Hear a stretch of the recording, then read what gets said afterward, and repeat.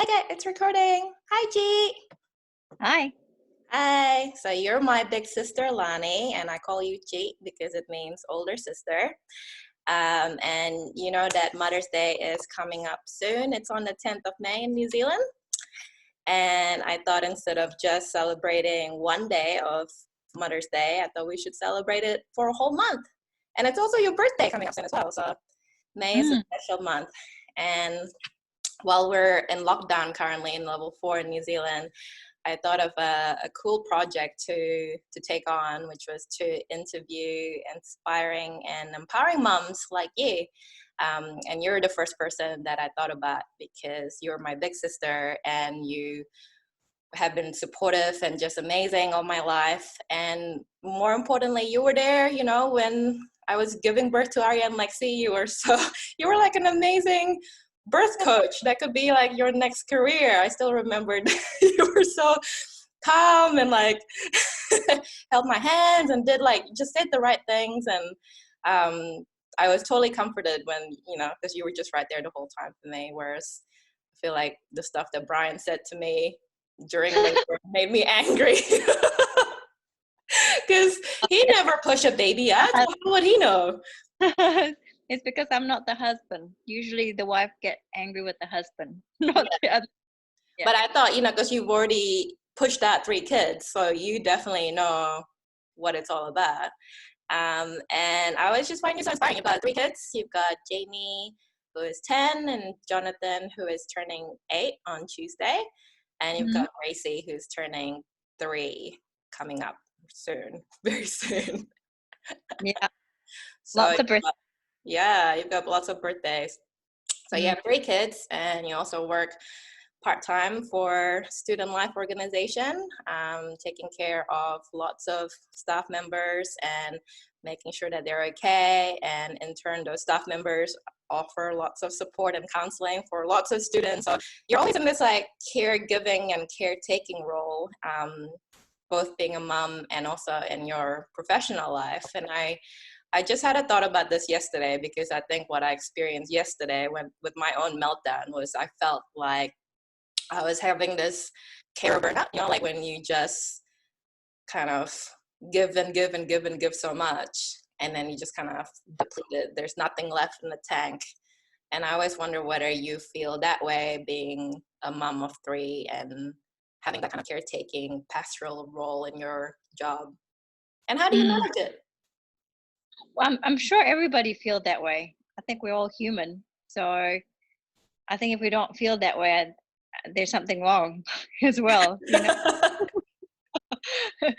But how do I manage it? I think, to be honest, a lot of the time when I feel it, probably when maybe the earlier years of the kids' life, especially when they were not sleeping that well, or when they were not eating well, or when all those very basic needs that they had, but then you are responsible for all of those things. I think that's when I felt most depleted.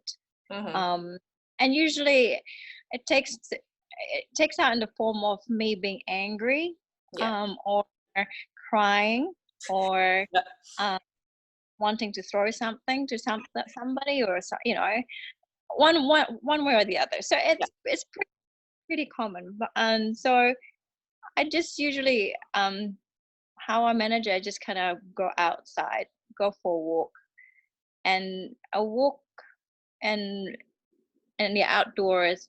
I don't know what it is about it. It always makes everything better. Yeah. And for me just to be able to recollect my feeling, my emotion, and I pray as well. So I pray and kind of just being able to just press pause button and then reset. Yeah. Even if it's 15 minutes, 20 minutes, even 5 minutes, it makes a difference. Yeah. And I think it's cool that you have advised that to me, like, you can just take a break from the kids and kind of go time out and then reset, because then, like, you're not carrying the baggage of what has happened before. You can be like, okay, okay, I blew up, or yeah, that wasn't good that I yelled at the kids. But I can kind of start over again, and you don't have to, you can start over whenever, right? It doesn't have to be at the end of the day. You can always kind of just like, okay, start over. Let's just like pretend Yeah. that, or Yeah. that did happen. Not going to acknowledge that it did happen, but we can kind of start over again and have, come to a better place together. Yeah. Exactly. And it doesn't change even when the kids are older. Now I have like a preteen. Mm-hmm. I mean, he can talk back to me now. So, Yeah. but resetting for me with him, for example, when I'm angry with him, then I just kind of come back and I say, I'm sorry, that happened. Let's start again, and he's usually 100% of the time, he'll be like, yeah, sure, mommy. Easier for him to say, yeah, sure. I'll do that. Really. Well, me, I'm like, oh, sorry. Yeah. Yeah. I think kids are naturally quite forgiving, right? As long as you Yeah. kind of acknowledge your mistake. And Yeah. what do you think about kind of, saying sorry to your kid and saying, like, admitting that you've made a mistake? What do you think of that? Oh, I'm a firm believer that we need to say sorry. It doesn't matter who you are, even if you're Jacinda Ardern or, you know, Muhammad Gandhi. I don't care who you are. If you're human, you've done a mistake, you need to say sorry, even to your little children. And they understand, and they will follow your example. If you don't say sorry, then it'll be hard for them to say sorry as well. Yeah. So why would I want to create a human being that doesn't say sorry? You That's, know? yeah. So you're role modeling kind of your own vulnerability and being able to be strong enough to say, well, I made a mistake. Like, I'm sorry, and let's move on. Like, what can we do to Absolutely. make it better? Yeah. Yeah. Even the whole resetting thing, you kind of go, okay, mommy needs to go away now. I need to kind of think about that. It's just kind of like showing that, hey, you guys need to do that too sometime, So, yeah. You also And need time out. like you go to timeout and think about it. Yeah, You go like, mommy needs time out to think about what I've done. exactly. I put myself in timeout. Yeah. So, Have there yeah. been anything that that Jamie has said or Jonathan has said that kind of surprised you? Like, maybe you've taught them something, or you kind of told them something and then they just bring it up out of the blue and you're like, whoa, like I didn't think they were paying attention, but they were. And now they're repeating this back to me. Oh, yeah. I think not so much the things I say. It's probably more the things that I do, like, um, for example, I guess one of the most touching thing that I will always remember as a mother is like when Jamie was quite little, and then we went down to Wellington to visit, our brother, and then we went past, poor people, um, like the homeless, Mm-hmm. and I still remember he was so little, but then he just said, "Mommy, why don't we give money to them? Why are we passing by these poor people?" And I said, um, yeah, I don't have cash right now with me because I didn't. He's like, well, but you have money. Just, just firmness of like, hey, we can do something about this. And I was like, oh yeah, somehow I don't think we pass it down intentionally, but somehow he knows that, hey, if you have something if you can do something to help people, then help them, Yeah. So this is an example. Right. Really. So those are kind of the values that you passed on to the All kids. value. They don't really remember what I said most of the time. It goes one into the other, but the values, if that can be ingrained for the rest of their life, that's great. Yeah. And I've always been really curious, but what was kind of not the process, but just what was it like, I guess, having one child and then having another child and then having another child? Like, what do you think is the difference between, 1 and 2 versus 2 and 3? Like, did you feel this like cumulative effect of exhaustion or? Oh yeah. Well, I was thinking about it this morning. Actually, I was thinking, how is it that I have 3 children, and I felt like I seem to be doing better with 3 than 1, which is weird, because there's more, you Yeah. know. Um, But anyway, when I think about it, the first one with Jamie, I had a shock in my system. It Mm-hmm. was like real huge shock. Then physically, it actually affected my whole body, and that's why I had to go to hospital a few times because of the stress, I guess. The second one, I guess you kind of know what you're doing. You know what to expect and everything. So to be honest, the second one was not a huge change for me. Mm-hmm. The third one was not a huge change either. Mm-hmm. Um, so it was the first one. Yeah. Yeah, seriously.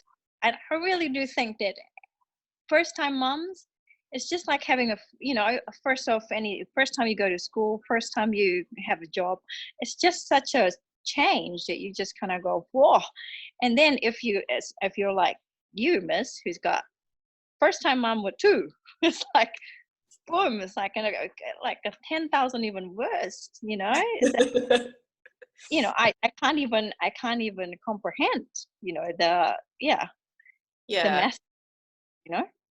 Well, I've been thinking about this a lot too. I was just trying to figure out the analogy. I think for me, it's like, as a mom, we're like a power source, right? We kind of like power all these human beings and kids, right? So like, let's say that we're like a power plug, and then you just like plug in lots of appliances. Let's say that the appliances are our kids. Like with this one, it's like the first time it's like, whoa, okay. But for me, my experience was like the two of them, it kind of just blew a fuse, if that makes sense. Like it was just too much. Like all of a sudden, I'm like, whoa. And another mom told me that for her, with the first time that she had a baby, it felt like a car crash. It was just like this massive explosion. Everyone just kind of like, she's just trying to figure out what was going on. And another mom that I was talking to, like we talked about grief, the grief of loss, because when we have our first baby, we gain Absolutely. a massive human being, right? But there's also a lot of loss that we don't talk about and we don't acknowledge.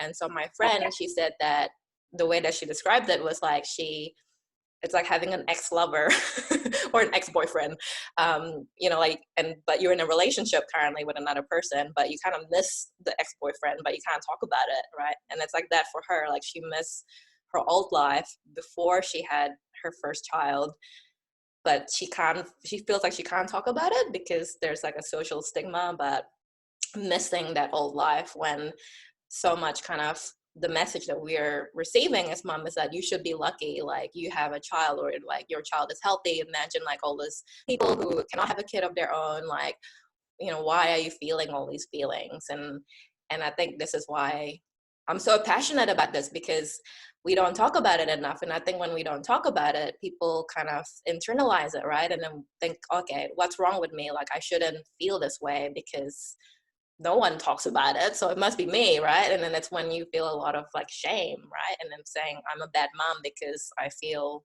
sad that I've lost this old life, before I had my child, of being able to do whatever I want, or being able to go to the toilet when I want or when I need, right? Did you feel Mhm. that way too with Jamie? Or the first time you had, yeah. You mean the had Jamie? stigma, or you mean the stigma of not being able to talk about it? You mean? Oh no, Or, just I guess the grief process of like, that loss. yeah, of course. Like that's why I said there was such a shock to the system, because I thought I knew what I was expecting. Having a baby, and to be honest, I did not know what I was doing. I honestly did not know what I was doing. I thought a baby, I should just go to the mall every day, take him to the mall, and I don't want walking around there or something. That is what I did. I just walked to. um, but I think I mean, I guess I was always been the kind of person who's I just want to be transparent. So I'm quite honest with people about my struggle and stuff, because I just felt like that's how you process things well. It's just being able to talk about it and just be, if I can't do it, then I can't do it, kind of thing. Yeah. Um, but I guess the stigma, I don't know. I don't know if there's so much of a stigma now or not, because I think nowadays people are really encouraging for good mental health, which is or maybe I just talk to you about it, and you know, you're the kind of person who, you know, very passionate about mental health, and you know, I don't know. I just thought that there's a change in culture, maybe. I Yeah. hope. You Oh know. no, I think definitely there's more recognition for like postnatal depression, and you know, you get the Yeah. pamphlet, the hospital, and then like the plunket nurse is asking you like the really specific questions like how are you feeling, and yeah, Yes. definitely there's huge change, I think. I guess like I'm just more passionate for it to improve more for moms because I don't. I think it's not good to wait too. It's almost like sometimes people wait too long and too late. You know, Mhm. and don't do that, because you know people do want to care for you. You know. Yeah. Yeah, yeah.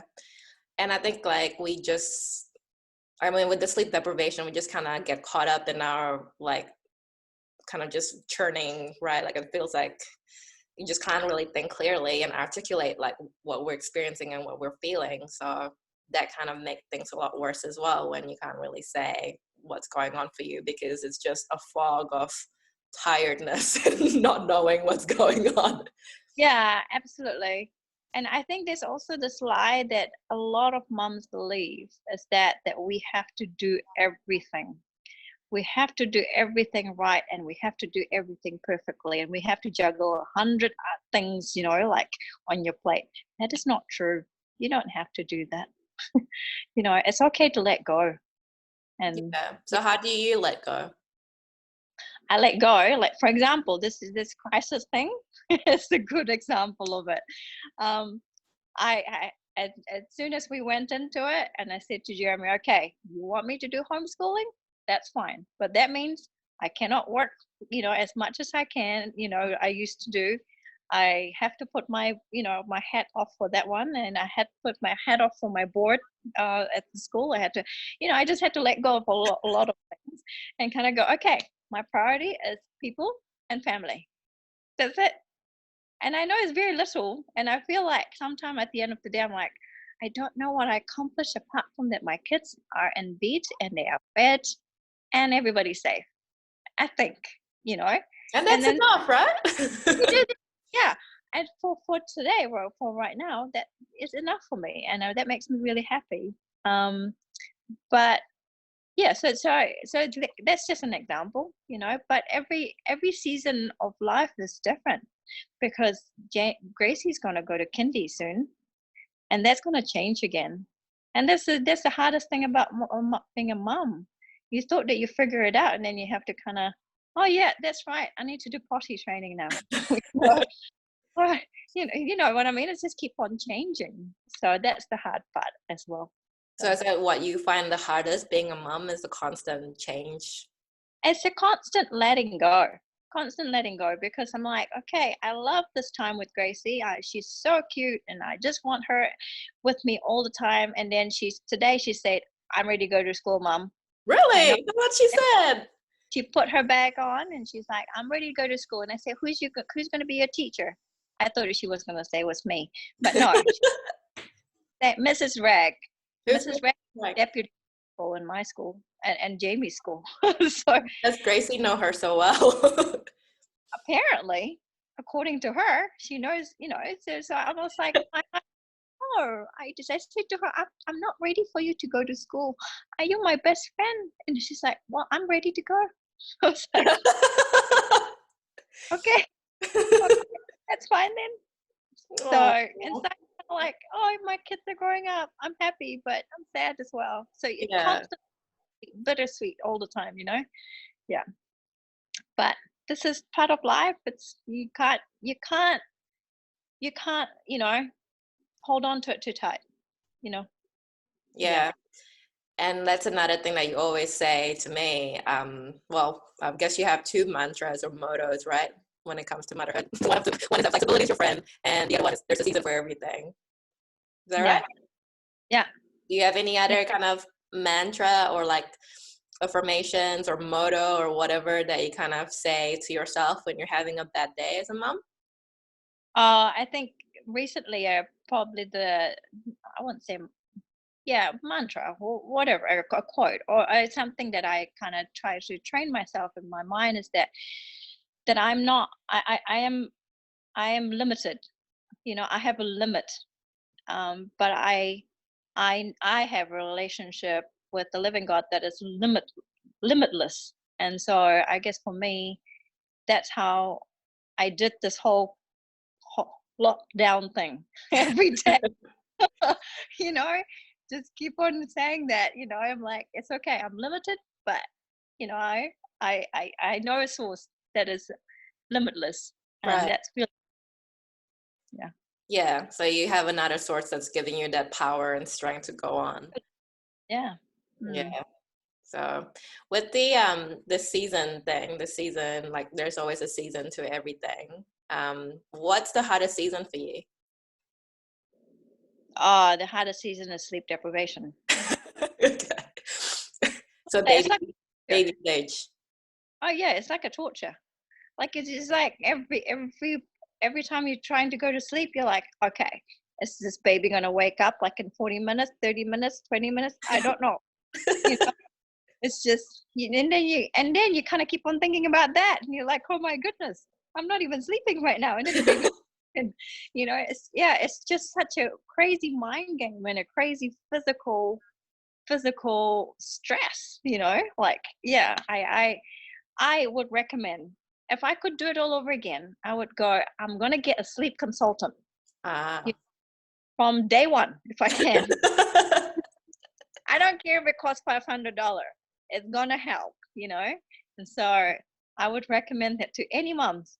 Go and get a sleep consultant that's Mhm. really good and encouraging and is going to encourage you. So go, get it. Pay the money. So, So if you were to do it all over again, that's what you would do from the very oh, beginning, is to have a sleep consultant. yeah. I mean, I don't think they had it then. I don't think they had sleep 10 years consultants ago. like 10 years ago. So we just had a book. This little, You mean the baby wise book or no, the contented baby book? both of them, and it was things. And so we're like, I don't know. We don't know what to do. Yeah, it didn't help. Jamie had reflux as well. Yeah. Did you get any help for that? Did you like call Plunkett or? Yeah, we went to Plunkett. We went to the doctor. He had to go to have Gaviscon, but it didn't really work. So we just did what we had to do. We put him in a car and drive around, and then I just walk. I keep on walking with them. So yeah, and now he's sleeping, so that's good. Yeah. And the other thing that I was just talking to another friend about the stuff that I didn't really understand until I became a mom, and I told her the story about about you. I guess about us more. Every time we have a family dinner when mom and dad are here in the country, before we had kids, Brian and I. And we always have, go to mom and dad's house for dinner, and dinner's always at 5 p.m., right? We're always like, why is dinner so early? Like, who eats dinner at this time? It doesn't make any sense. And then I always say to Brian, well, because it's like we have to go to bed, blah, blah, blah. All about the routine and stuff, right? Like, which I kind of get intellectually, but I didn't really get like emotionally and like, how important it is until I became a mom as well. And then we're just like, 5 o'clock dinner time, like you. And I'm just like, yeah, now I totally get it. Are there any things that you kind of didn't really get until you became a mom yourself, and like, and reflecting on that, you're like, totally get it now. I think I when I was not a mom, I didn't get why a mother would talk about their kids so much. I did. Yeah, I was like, why you keep on talking about this child? I'm like, there is other things in life more than the child. You mean But there were, with your friend who have kids? And yeah, they have kids, yeah. And also, I didn't get what she was doing, all day. She was like, I was like, what do you do with this child all day? Do you just watch TV? And that's what I thought that was, and she's like, I don't know what I do, but I do stuff. I make her, but then I didn't get it. I honestly thought she was watching TV all day with that kid. And I was like, so that's why I thought I went into the motherhood thing. I thought, oh, is it going to be easy? and not that's not what happened. So yeah, but yeah, I think that's probably it. The routine thing, yeah, I didn't get that either. There's a lot of things I didn't get. I can't even really remember. I'm a different person now. So I can't. So That yeah, was 10 years ago, yeah. that was years ago. Yeah, I know. Yeah. How about, are there any things that you now kind of get what our mom did or didn't do? Now that you kind of get it, you're like, oh, I get it. Now that I'm a mom myself. Now I understand why she cooks so much. Why? Well, it food brings people together, Mhm. brings comfort, and it's how our grandma did it with her, and it been passed on to me. It's something that is so incredibly generational, and it's so practical. If you're sick, then you get something like this wonderful soup. It's just, and that's the thing that I really missed. When I was really sick with pregnancy, I was missing mom's food. I didn't miss McDonald's. I didn't miss Kim KFC or whatever. And so that's what I want to pass down to my kids as well. Of course, it takes a lot of work. And I didn't understand why mom, every time she comes here to New Zealand, she will always cook. I don't understand why she's so tired cooking, all the time. But now I know it's because that is her way to love. That is her way to pass the generational thing, Mhm. And that's something that I really appreciate about her, and I don't take it for granted at all, And that's why I'm always there at 5 o'clock. Crazy time, usually eating dinner with our parents. Yeah. Normal people doesn't get it. They say, why do you do that to yourself? Going to your parents' house every day. I'm like, because this is important. Family dinner is important, So yeah. And now my kids do it too, they look forward to family dinner. So Yeah. Are there any specific things that Jamie and Jonathan and Gracie request that you cook? I make KFC chicken, but the healthy one, and they like that. And and fried chicken, and no, not fried fish, the whole deep fried fish Yeah. that mom passed on. Mm-hmm. I wish I can make her a fried meatball, but Yeah. I still can't get it right. So I'm not gonna try yet. So so that's the thing they ask all the time. Oh, Yeah. really? Yeah, they still do. It is so comforting, and it's like you said, it's generational, right? So, and it connects us between us and our grandma and Yeah, food. It's the yeah. connection. It's like language. And then I would talk to mom, how do you make this? I still remember you made this for me, but I want to make it for my children. And how do you make it? And it's like a way of communicating as well.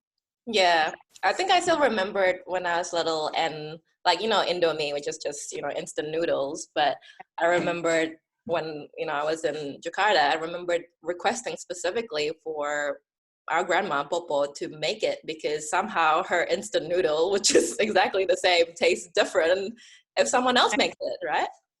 Yeah, yeah, and I don't know how she does it, but she always she makes the same thing as I do, and it doesn't taste the same. And the only thing I can think of is because she does it with love. Yeah, I do it most of the time, yeah. So hopefully mine one will slowly change into love rather than duty. Yeah.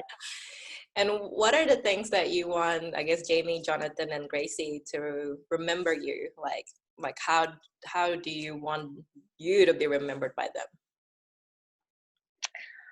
I want them to remember me as a mom who loves them unconditionally. Mm-hmm.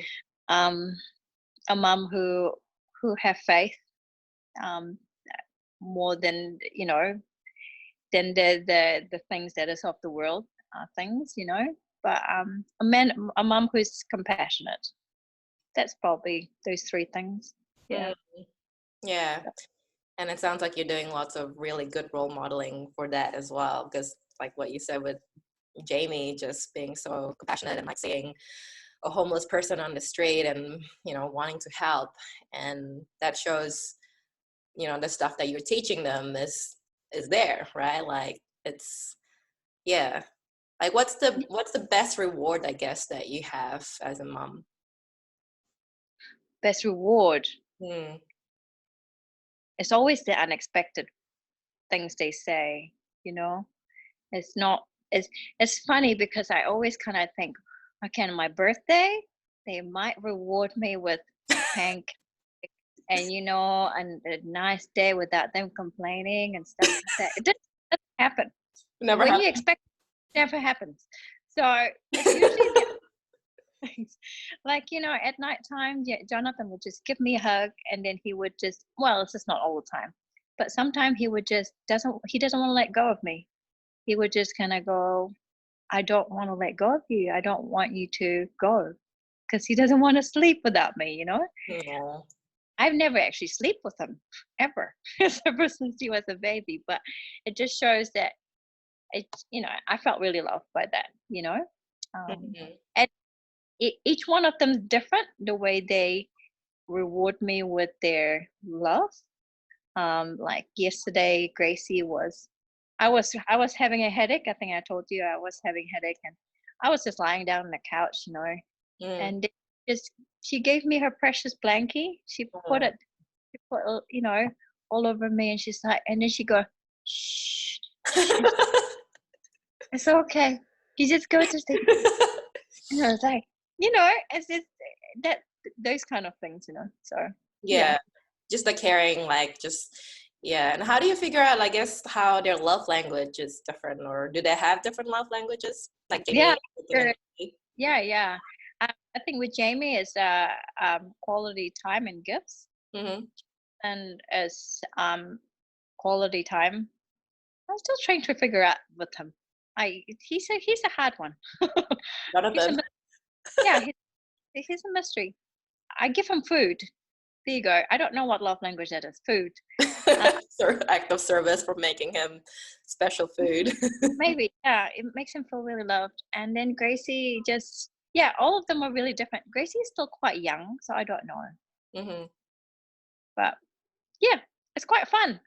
They're little three little gifts. You know, you're trying to figure out, kind of like opening it up and trying to figure out each one gonna look like. You know, so And how has it been different, I guess, raising boys versus Gracie? I mean, Gracie is quite young now, but have you noticed any difference at all? Like now that she's turning 3, do you kind of reflect back and like, well, when Jamie and Jonathan were 3, they weren't going through this, or you know? oh, they're very different. They're very different. Boys are usually I find boys a little bit more physically demanding, especially when they're little. They just like to run around like crazy, like run around, climb everything, you know, like just throw everything, you know, just you name it. Anything physical, they're gonna go for it. Well, Gracie, well, I only have one girl, so I don't know if I can say that to all the other girls. But she's just so dainty. It's just like, you know, I we all our toys were like train and trucks and everything like that, and she played with those. But then, you know, we go to mainly music or whatever, and you know, the first thing that she would go to, she's not train or trucks. She would go to baby. She would go to kitchen. She would go to. I was like, I never. We don't have those toys here, Yeah. you know. And it's not So like you're what? teaching her these things, right? You're not saying like, go and play with those babies, and here are some babies. Yeah, somehow she identifies that I'm kind of like mommy, you know, and so I'm going to look after a baby like her. But I never taught her that, you know, Yeah. so really strange. But anyway, yeah. And girls can scream like high pitch, Yeah. really hard. Just, man, I boys can scream too, but I'm pretty sure they don't squeal. So, Yeah. yeah. It definitely, the high pitch really gets to Brian because he's got very sensitive hearing, and so one of his kind of trigger point is when they do the high pitched screaming, like he just has to leave the room, like he just can't handle it because it physically hurts him. So, and also I think from his own kind of childhood of, you know, not like his parents are really strict about making loud noises, and especially in public. So he gets quite angry very quickly if Aryan likes to do the high pitch.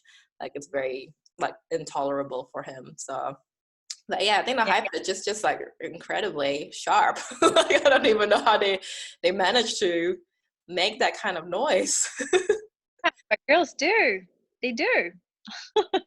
And it's actually kind of good in some way that they can do that. It's because it's like it's in a way of protection. Like if a girl's like needing help. Oh, sorry. Are you there? Yeah. Oh. Girls needs help, then they can scream, and then somebody can hear them. So yeah. And then you can paralyze everyone by your high pitched screaming because it's so painful. it's like a superpower. Yeah, exactly. Yeah.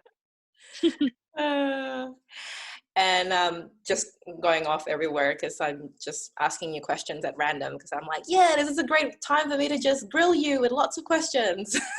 Right. So you said that your advice to any mom, the first time mom, would be to hire a sleep consultant. Is that right? Yeah, I think so.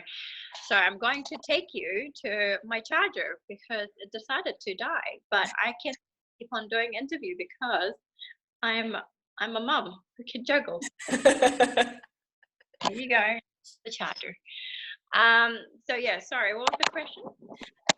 That's the advice, you know, for parents. But what would your advice be, I guess, for couples expecting their first baby and trying to prepare for it?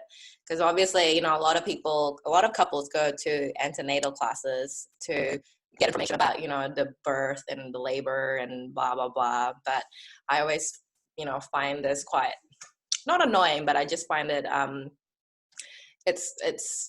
feel like we should discuss more about kind of the psychological preparation of parenthood and talk more about, I guess, how that's going to change the relationship between, you know, partners, rather than just talking a lot about delivery and birth and labor, blah, blah, blah. So my question is, what would be your advice for a couple expecting their first baby in terms of preparing for that? I think just having an honest communication about like what are your expectations like from each other, you know, from the birth to especially the sleeping, the how to you know, the sleeping arrangement, how to kind of discipline the child. Or I mean, the discipline the child is probably a little bit later on, you know, you can wait. But I know that from my experience, from, you know, just talking through to different couples, the tension usually lies on a couple of things. One is they don't have the same expectation on how to put the baby to sleep. Okay. You know, yeah, usually one of the couple, they don't like to hear the baby crying, and then that causes tension. Mm-hmm. So if you can sort that out before the baby is born, that would help a great deal for marriage. Mm-hmm. And help the middle of the night fighting. Middle of the night fighting is just not fun. It's not good either. So yeah, the second thing is just talking about how you can keep on rekindling your marriage, you know, like your date night and all of that, you know, because usually that's the thing that goes out of the window when you are so tired with baby and stuff. You kind of go, oh, I don't really want to try anymore because I'm crying, you know. Yeah. So I think that's probably those two things are important. Yeah. Right. Okay. So sleep and the date night. So just, yeah, how to make sure that you don't forget about the couple, right? Because I think a lot of the focus becomes on the baby, and then the couple is kind of forgotten, or they forget about them as a unit as well. Yeah. But you can't bring up a child if you're not a unit. Yeah. You know what? You can, but it will be painful. Mm-hmm. Yeah. Yeah. Definitely would be really hard. Mm. Yeah.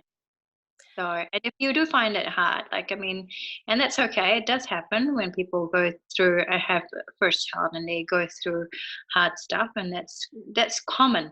That's okay as well. And just go and get some help too. There are marriage counselor Mm. and things, and it helps, and that's okay. It's great. Yeah. You know?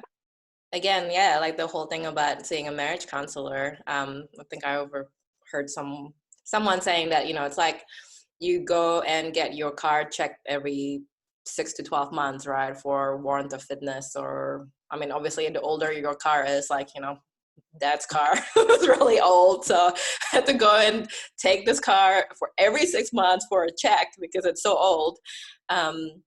But someone, I think, said, like, it's just like a marriage should be treated like your car. Like, you service your car every year. Like, you go and take it for a warrant of inspection. And why is it that there's such a stigma and, like, such negativity around going for a marriage counseling? It's like just another thing where you do a checkup to see how things are going, right? Like, are we okay? Like, what can we do? Are there any things that we can kind of improve on, or, communication difficulties, Yeah. etc.? So Yeah.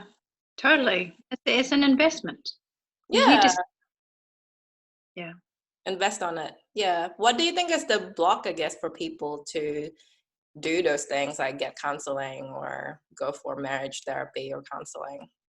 Well, I think you named it. It's a stigma. Mm-hmm. It's not a stigma as much as it used to be. But I think among the men, there's still a huge stigma on that. Mm-hmm. Um, Men doesn't really talk about it. Like, if they have marriage problem, or even if they have issue with their wife or whatever, they don't usually talk about it, and that can actually that's actually not helpful. That's one thing that I've been trying to encourage the staff, that and my organization do, hey, men, woman, you're the same. Go and get mental health checkup. It'll be good for everybody. So yes, it's a lot of it is stigma, but I'm really proud of New Zealand and how it's been dealing with that though, as well. Just it has it have improved, and I think it needs to continue to be improved though. Yeah, especially the mental health nurse and stuff. They don't really get the acknowledgement that they deserve, really. Oh So yeah, totally. Um, yeah. it is a hard profession. Oh, it is. It's really hard. It's really difficult. I mean, we have a couple of friends who are mental health nurse at Starship, and it's really hard job, man. So yeah. Mhm. I know it's getting close to your bedtime, so just, I guess, one more question, and then I'll let you go. It's close to 9 p.m. What would you like for Mother's Day? What would I like for Mother's Day? It's so close to my birthday, and I don't really expect anything anymore for Mother's Day. You should, Yeah, though, because it's on the 10th and your birthday's on the 17th, so it's like a whole week, apart. Like, why not just? I thought it was 14th of May, and then my birthday is 17th. So maybe that was in the past. But anyway, no, I don't. To be honest, I don't really expect much from Mother's Day because it's too close on my birthday. So if I can just get treated or pampered on my birthday, I'm happy. So What yeah, what does that look like from the kids? for the kids, like if I have a choice, you mean? Yeah, from the kids. Like, do they do something special? Like, do they go and, like, make you tea, and then they, like, bring it up to your bed, and then you just like, here, mom, don't even get up, like, just have your You mean breakfast in my bed. wish list or actually? Because it never happened. Well, I don't know. This cup of tea, in my bed and all that stuff. I mean, that would be my wish list, but it hasn't happened yet. So, but but honestly, I the same thing. I prefer not to expect too much and just kind of go. If I can have a hug and somebody to remember my birthday, that's great. Yes. Make the expectation low, and then I get surprised if there's Okay. anything. Yes. So, yeah. And life is more fun if you do it that way, rather than have a huge expectation and nothing. Yeah. I don't know, like maybe you will get your cup of tea in bed with gluten-free pancake and the kids just like, pampering you, and there'll be no arguments and no one complaining the whole day. No, I don't think I expect that until they're 21. Or maybe. But it's okay. It's part of motherhood. Yeah. That's fine. Yeah. Well, I'll give you something for Mother's Day, which is something that I found, and it's really cool because it's called a mother's journal. Have you seen it? Oh no. You know Never how, seen. yeah, well, it's really cool. So you know how you have all those baby journals, and it's all about, when did I have my first poop and what did I eat, and it's all about the baby, blah blah blah blah. Obviously, I don't like that kind of journal. Yeah. But the mother's journal is, it says recollections and reflections to pass on to your children. So you fill it up, and it's got all these amazing prompts about your family, about, your parents and your childhood. And so it's got like all these questions that are really cool because with journaling, like I find it quite hard to just journal, right? I like to have prompts. So it's like, what do you know about your mother's ancestry, and where did your mother go to school? And then more like, when you were little, like, what's your first memory, and what was your relationship with your parents like? What were your favorite games? Did you have any pets? What toys did you play with? And then it goes on chronologically. So it asks about, your relationship with, dad, like, describe your wedding, like what's your best memory of this time in your relationship, and then it goes on to when you're pregnant. So questions like, what was the build up to my arrival like, and then describe the day of my arrival. And then there's like a section about the baby, because it's like, what else, what games did you like to play with me, or what was the funniest thing I ever did when I was little, what was the naughtiest or scariest thing I ever did. And it's just like really really insightful, thoughtful questions that I really like. It's like, one question is like, what has changed for women during your lifetime? It's just so cool. So I want to give one to you, because Thank you. it's cool for Jamie, Jonathan, and Gracie to actually have a book like this that's about your life and not just about them. They don't have one. By the way. I never like one of those things, so I haven't filled up one of them. But I like this one. So yeah, that's great. Thank you so much for being interviewed. And I really appreciate all your honesty and wisdoms, and No, you're welcome. It's my pleasure. You're my fun. Yeah. So we'll go out for Mother's Day. We'll do like a treat for ourselves. Level 2. When we go on level 2. I don't know what level it is, but anyway, I'm looking forward to that. Yay. Thank you so much, Pete. All right. Bye. I'm going to stop the recording.